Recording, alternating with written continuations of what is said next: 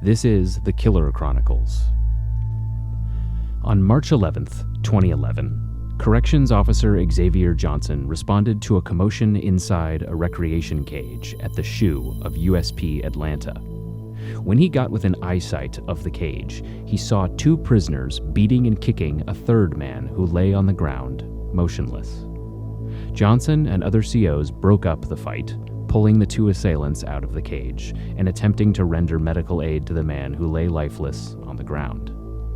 The victim, Kenneth Mills, was placed in a medically induced coma, and he never recovered. A month later, he died from his injuries.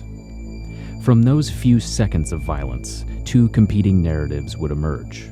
One from the attackers, who claimed that their supposed victim, Kenneth Mills, had started the conflict by pulling a knife on them out of spite and anger for a previous smart-aleck remark a day or two before. The other came from informants, who told the authorities the attack was the result of racial politics at USP Atlanta within the world of white supremacist gangs that dominated their wing of the prison. Since no one witnessed what started the attack, other than the two suspects themselves, the case comes down to who you believe.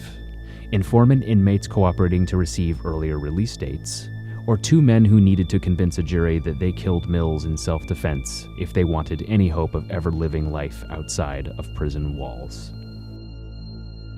USP Atlanta was no stranger to violence. Constructed in 1902, the federal prison had been home to some of the most notorious crime figures in American history, including Al Capone and Whitey Bulger. In 1979, the Aryan Brotherhood's late leader, Barry Mills, infamously used a prison-manufactured weapon to saw off the head of another inmate, John Sherman Marsloff, inside a men's room at the prison. In 1987, prisoners rioted for 11 days, taking hostages, setting fires, and assaulting staff, in one of the worst prison riots in U.S. history. The two men who stomped and kicked Mills were identified as members of two different white supremacist gangs. There was Donald LaFond, a member of the Aryan Resistance Militia who was in prison for bank robberies in New England, and Robert Whittison, also known as Blue, a Utah native who joined the Soldiers of Aryan Culture, or SAC, while serving time in federal prison for drug distribution. While the Aryan Resistance Militia is virtually unheard of other than in this case, the SAC is a well-known entity within federal prisons. For those who haven't seen our main video on the Soldiers of Aryan Culture, the gang originated in Utah and has spread throughout the Bureau of Prisons system as its members and leaders were convicted of federal crimes. It has been the subject of death penalty murder prosecutions and RICO cases, including dozens of prison stabbings and fatal beatings. Very unfortunate export of Utah. The SAC was founded explicitly to promote a white power ideology, according to literature distributed by members of the gang. And many of its crimes have racist or prejudicial undertones, while others were committed simply to facilitate gang business. In one RICO case, charging SAC members with a dozen attempted murders of rival Norteño gang members, the U.S. Department of Justice described the SAC as a gang with a military-like structure that allows new members to enter through completion of a 6 to 12-month probate period, and that upon entry, they're allowed to get the gang symbol of a swastika wrapped around an iron cross tattooed on them. In our first SAC video, we focused largely on the murder of SAC member Leo Johns by fellow gang members Ricky Fackrell and Christopher Kramer, whose appeals were recently rejected by the U.S. Supreme Court. Johns was stabbed dozens of times for breaking gang rules after being warned that any future infractions would result in violent retribution. We also covered a prison homicide strikingly similar to Mills, in which two SAC members beat another inmate into a coma inside a rec cage, only to have him die from his injuries weeks later. The gang's founder and highest member, Tracy Tin Man Suena, reportedly wrote a code of conduct that included a list of rules for SAC members to hold themselves to. These include staying physically fit, not disrespecting fellow members, retaliating against people who falsely claim to be in the SAC, giving financial help to imprisoned SAC members, and, quote, no race mixing. In Whittison's case, his attorney said that when he was admitted into the prison system, he was a clean-cut Utah resident with a good family and a history of legitimate employment and a relatively crime-free life. After a few years in the federal prison system, he had a swastika tattooed on his face and, quote, hate and evil tattooed on his hands, practiced and preached a white supremacist dogma, and freely admitted to being a member of the SAC, though he claimed the gang's reputation for crime was way overblown. After Mills died, it wasn't long before other USP Atlanta inmates started coming forward to investigators with stories about what happened. The information, they claimed, came from overheard conversations in the SHU, as well as alleged statements by Whittison and others. One man, a dropout SAC member named Chad Posey, claimed that Whittison told him that he had kicked Mills into a coma months after the fact, when Whittison and Posey were cellmates at a different prison. 2 years after Mills' death, Whittison and LaFond were indicted. The case was propped up by informants, as well as a corrections officer who claimed LaFond admitted to attacking Mills for, quote, talking shit and being disrespectful. 5 different USP Atlanta informants all gave authorities the same motive for the fatal beatdown. Mills had defied the will of white prison gangs by breaking a cardinal rule. He celled up with a black man and refused to change cellmates despite Whittison and LaFond's repeated requests. Other SHU inmates claimed that when Whittison and LaFond arrived at the SHU, one of the first things they did was ask if any of the white inmates were celled up with non-whites, and they quickly honed in on Mills. After Mills failed to act on several requests, Whittison and LaFond felt violence was their only recourse, according to the informants.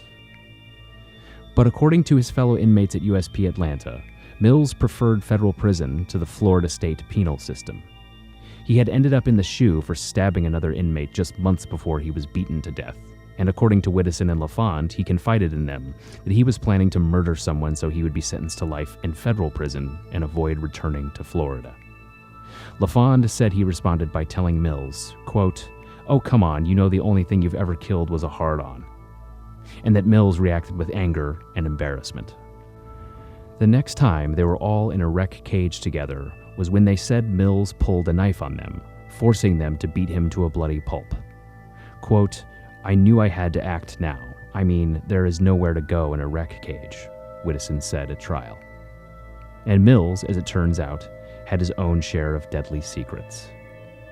8 years before his death, in 2003, Mills was arrested and charged in Florida with using extension cords to strangle 40-year-old Rudy Prado, a Fort Worth man whom Mills assumed was a crack cocaine dealer and wanted to rob.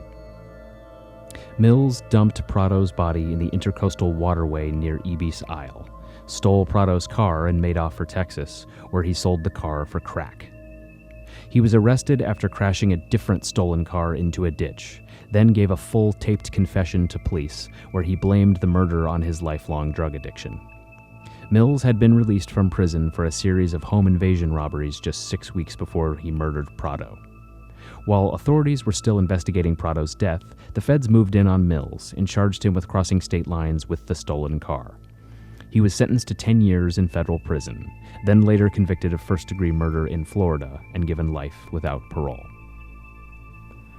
But one major factor stood in the way of Whittison and LaFond's self-defense claims. No knife was ever found in the vicinity of the rec cage. And while defense attorneys claimed it could have been thrown into an adjacent cage, that left Whittison and LaFond with no physical evidence to back up their version of events. The feds, meanwhile, trotted out multiple informants, including Posey, who all basically told the same story. The defense painted them all as liars who were either repeating prison rumors or, in Posey's case, taking advantage of the pending prosecution to appease the feds following his decision to leave the SAC. Prosecutors also painted Mills as a bad person, a, quote, monster in his own right, but someone who didn't deserve to be murdered. In the end, the claims of self-defense weren't enough to persuade a jury. Both Whittison and LaFond were convicted of murdering Mills and given sentences that more or less guaranteed that they would live out their lives in prison. Judge William Duffy Jr., perhaps somewhat sympathetic to Widdowson, sentenced him to 31 years and 8 months, technically giving him a long-shot chance for release late in life. LaFond, meanwhile, was sentenced to a straight life sentence. Duffy told him that he believed a, quote, resident evil lurked within LaFond, and that there was no hope he would ever conform to society or stop being a threat to others. Before hearing the sentence, LaFond remained unrepentant in his assertion that Mills gave them no choice but to kill. Quote, "You know, despite the picture prosecution painted of me and Blue in court, we didn't do nothing to Mills that he wasn't trying to do to us. We were locked in a steel cage. There were no other options. I hope someday you guys find yourself in a similar situation and see what you'd do." A few minutes later, Duffy sentenced LaFond to life. That's it for now. Thanks for listening. If you have any suggestions for what it is you'd like to see here, let us know. Please like and subscribe.